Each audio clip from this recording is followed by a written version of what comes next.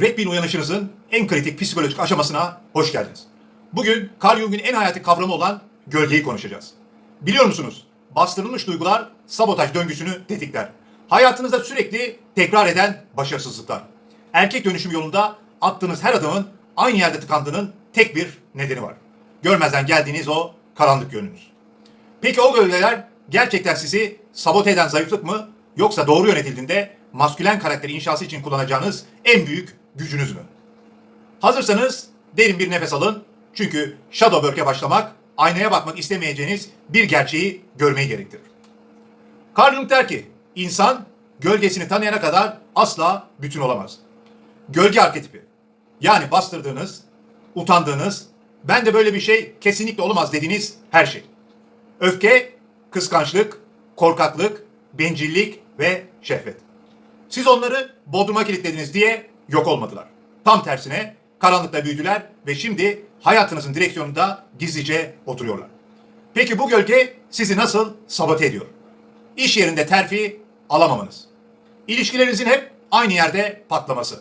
Gece yatarken gelen o açıklanamayan suçluluk hissi. Hepsinin kökeninde aynı şey var. Tanımadığınız bir siz. Şimdi size modern erkeğin gölgesinin 4 ana tezahürünü tanıtacağım. Her birini tanıdıkça ulan bu ben miyim diyeceksiniz. Ama önce bir saniye durun. Bu videoyu burada kapatırsanız gölgeniz kazanır.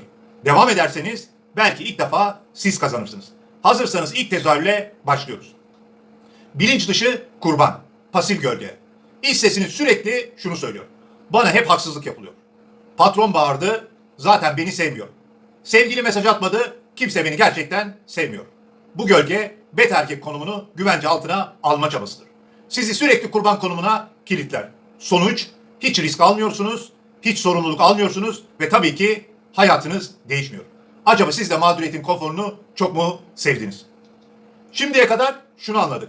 Bastırdığımız her duygu bir gölge oluyor ve bu gölge bizi yönetiyor.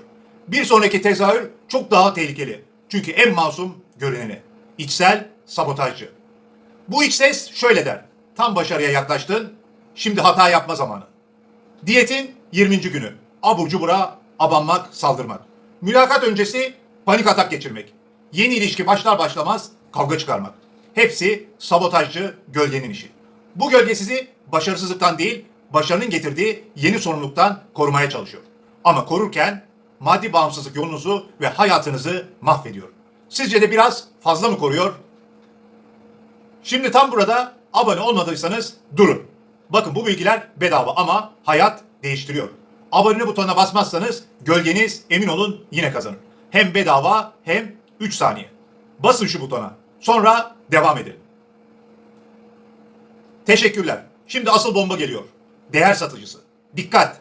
Bu gölge inançlarınızı, değerlerinizi, hatta ruhunuzu para, statü ya da yalnız kalmama güvencesi için satar. Nefret ettiğim işte çalışayım ama maaş iyi. Toksik ilişki döngüsünde kalayım ama yalnız kalmayayım. Değer satıcısı gölgesi sizi güvende tutuyor ama ruhunuzu yavaş yavaş öldürüyor. Soru şu, ne kadar sattınız kendinizden? Şimdi derin bir nefes al. Çünkü şu an Red Pill'i yutacaksın. Jung'un en karanlık cümlesinden biri. Gölge ile yüzleşmeyen insan hayatını bir yalan olarak yaşar. Ve daha beteri gölgenizi reddettikçe o sizi ele geçirir. Hitler'in içinde reddedilmiş bir Yahudi gölgesi vardı. Seri katillerin içinde bastırılmış kurban gölgesi. Sizdeki gölge daha küçük olabilir ama yine de sizi yavaş yavaş zehirliyor. Özellikle toksik ilişkilere geri dönme dürtüsü olarak. Şimdi aynaya bakın ve sorun. Benim gölgem kimi ele geçirmiş?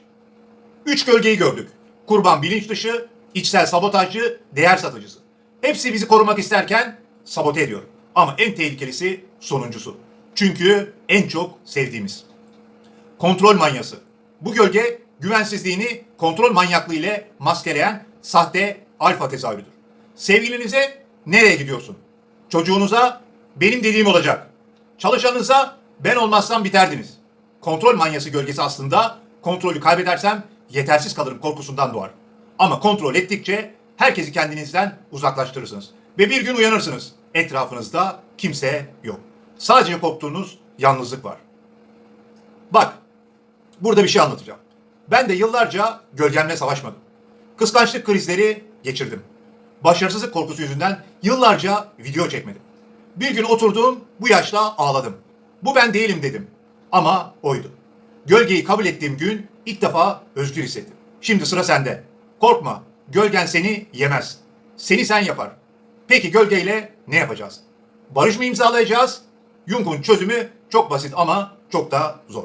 Gölgeyle yüzleş, kabullen, bütünleş. Adım adım açıklıyorum. Gölgeyi fark et. Hangi duygudan utanıyorsun? Yaz, onu yargılama. Bu duygu bende var ve bu normal. Ona teşekkür et. Beni korumaya çalıştın, sağ ol. Onu bilinçli kullan. Öfkeni adalet için, kıskançlığını motivasyonun için kullan. Gölgeyi öldürmezsin, onu dönüştürürsün. Başta şunu sormuştuk. Bastırdığınız zayıflıklar sizi nasıl sabote ediyor? Cevap, sabote ediyor çünkü onları zayıflık sanıyorsunuz. Oysa Jung'a göre gölge altın madenidir. İçindeki en ham, en güçlü enerjidir. Onu reddedersen seni reddeder. Onu kucaklarsan senin en büyük silahın olur. Şimdi sıra sende. Yorumlara en büyük gölgenin ne olduğunu çekinmeden yaz. Utandığın o duyguyu ilk defa kabul et. Ben okuyacağım, cevap vereceğim. Ve lütfen beğen butonuna basın. Abone olun, zili açın ki bir sonraki maskülen karakter inşası videosunu kaçırmayın. Gölgenizle barışın. Çünkü o sizsiniz. Kendinize iyi bakın. Görüşürüz.